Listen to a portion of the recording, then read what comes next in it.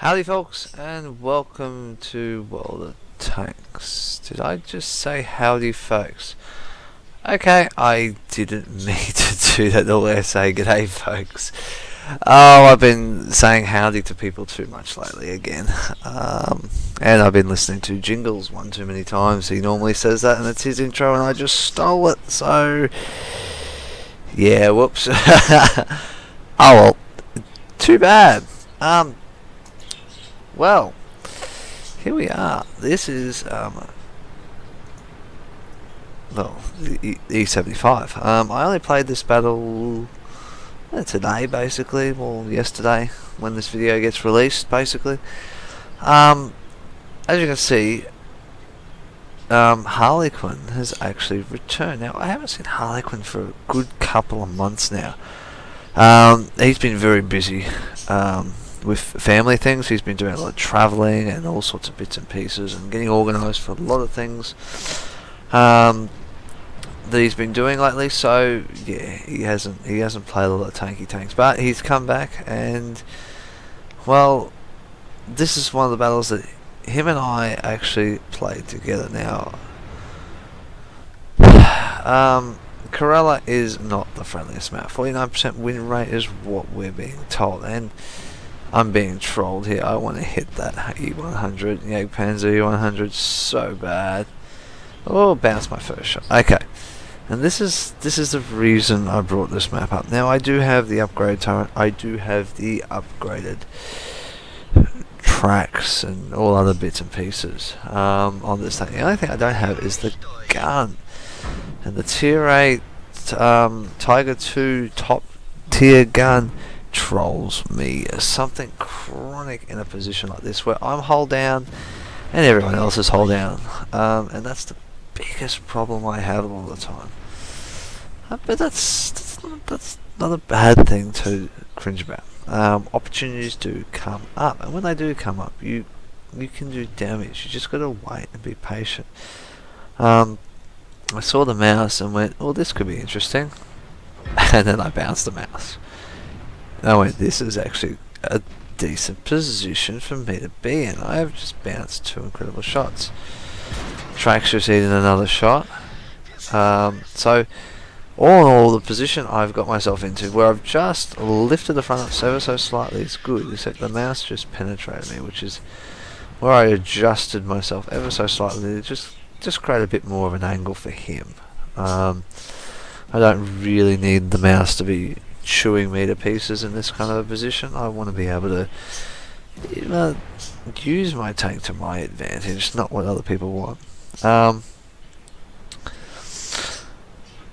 Now, I do enjoy playing the 75. Out of all the tanks, it would possibly be the one that I'm enjoying the most at the moment playing. I've played it a lot by myself to grind up to get the different guns and things. This is why you load a premium round.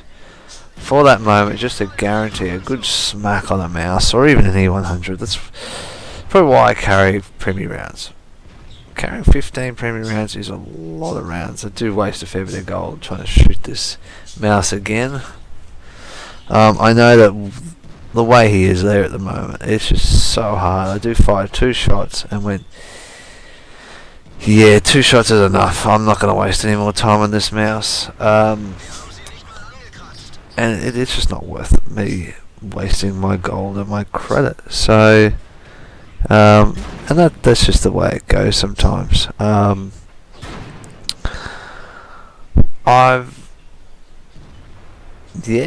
just love it. I just can't wait to get the top gun. I am a long way off getting the top gun. As you can see, I'm trying to feather that cup holder on that Conqueror. I know I can hit it.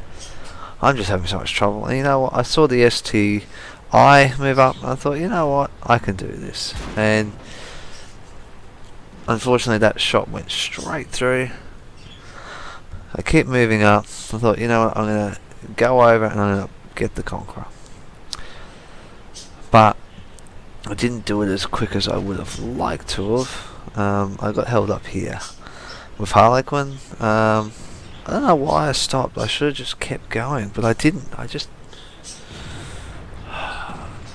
I think it was just more I wanted to get the E75, and I was just stalling. I could see that the position he's in, he was in a very good hole, strong hold down position. It wasn't worthwhile. We had to get rid of this Conqueror to then continue on to the E75 and have a decent sort of run with him. So that's pretty well the end of this battle, more or less.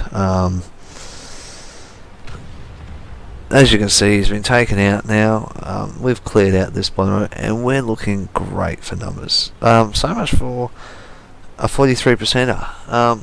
Now, regularly, I have jumped into a lot of battles today, and people have been really, really whinging about the fact that Matchmaker, just when they look at XPM and go, "Oh, congratulations, Matchmaker, you failed again," and really, I disagree. I think Matchmaker is fair. Sometimes it gets it really wrong, and you sit there and you go, how, why, what the? And you ask all those questions. But at the same time, if you know your take, and you know how to play your take, XVM shouldn't matter. It should never, ever matter.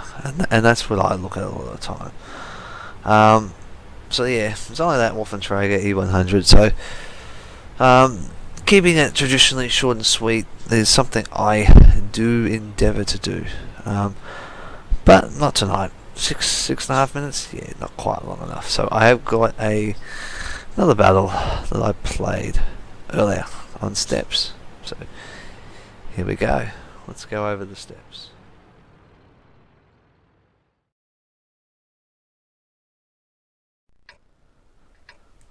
Alright then, guys, steps in a KV2 with a T150 and another KV2.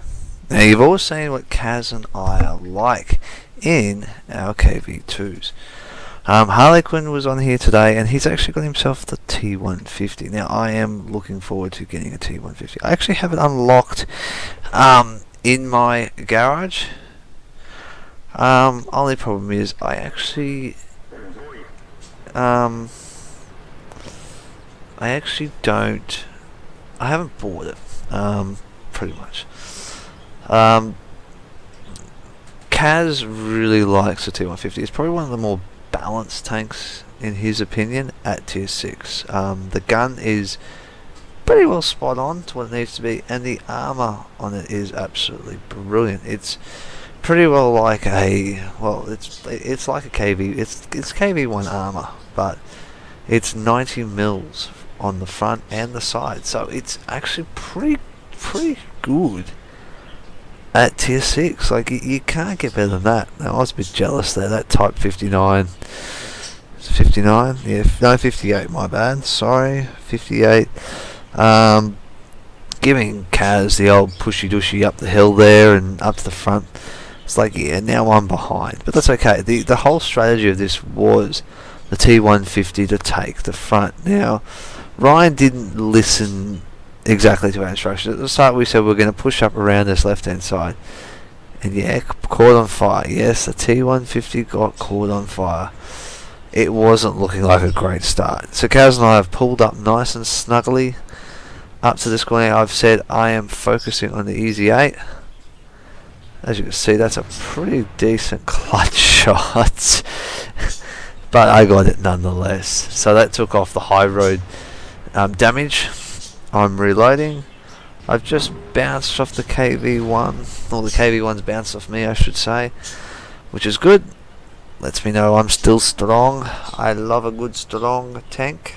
And playing a Russian KV2 is a strong tank. We both knew the KV1S had to die, and I was like, yep, he's fired. I fired on the KV1, knocked him down a fair chunk, so it means that someone else can finish him off, which I believe Harlequin just did then, which is good, which is real good. Righto, so now we've got the scumbag. Can't believe Kaz left him on 4 hit points, and I doinked it. I hit something and I bounced. It just that KV1S just did not want to die. I was really... The KV1S is the threat of a KV2 in my opinion. Oh, scumbags hit Kaz. I did warn him just before they have it. I said, you've got to keep moving, bro. We've got a scumbag and we're in the open. So basically now we've just romple stomped up that valley. Now XVM, what does XVM say for this one? 60% win. Yeah, it's pretty accurate. We do take this battle pretty convincingly. I'm a bit jealous now because Kaz goes, you know what, I'm going back to the cap circle, and Harlequin and myself, so we'll slightly split up and we will go hunting. I saw that T85, T3485 I should say, sitting off there in the distance, and went, oh, I could get him, but I'm not going to. It's just no fun. And this is the disappointing factor. After we cleared out all of the enemies, there was nothing left for me to shoot. And I thought, oh, I'll swing out here, I'll get some shots. Saw the Hellcat, went, oh sweet, I can get the Hellcat. Saw the ARL-44, sweet, I can get those tanks. So then I hooked back in again. Now if I was out in the open, it would have been a different story. But now I can't shoot anyone. Hellcat's been destroyed. The ARL-44 has moved behind that hill there. So what else can I do? So I said, you know what guys, there's nothing I can do. There's no point in me chasing down tanks that don't exist. And I pretty well decide that I'm not going to hit the leopard at this range. That's probably about, what is it, 1, 2, 3, 4, 5, maybe 600 meters away from me. Yeah, not going to happen. No, wait, you know what? I'm going to get some loser points. And Kaz goes, what else can you do? There's no point in you chasing down the ARL. So I've quickly ducked over to the cap circle. Got a few more extra points. Now, it's not one of my better KV2 matches, but it's up there. It's up there with probably some of the greater moments in my...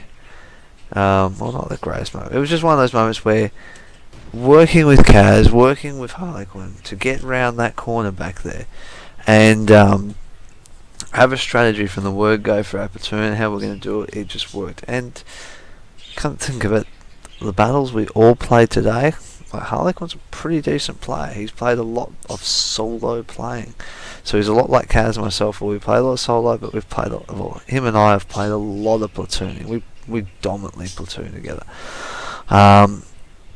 And then playing with Harlequin, like the ability that he's got just to be able to play by himself.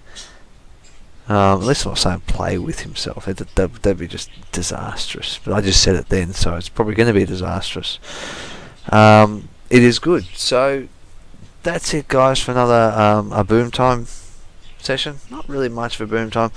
Have got a really nice scumbag one. I thought about adding to this one, but I think playing the M4043 is, yeah, it's going to have good boom times. Like the match I just played, yeah, I had a really good match. I was really impressed with it. 2,500 damage plus. I think it was actually 2,600 damage, to be honest. Along with actually sort of, I think I bounced a shot maybe again, quite possibly. I'm not sure. I don't think it was that one. I think it was one of the other ones I played. I can't remember now. But it just was the fact that I went TD mode in it. So guys, that's it from me. Hope you've enjoyed this. I'm back in the swing of this. I'm starting to get back into making the videos a bit more frequently again. I've just sort of had a bit of a break, taken a directional change, so that I'm able to rethink things and redo things, and hopefully produce some better stuff once again. But as always, guys, enjoy your gaming. Happy hunting. I'll catch you on those battlefields.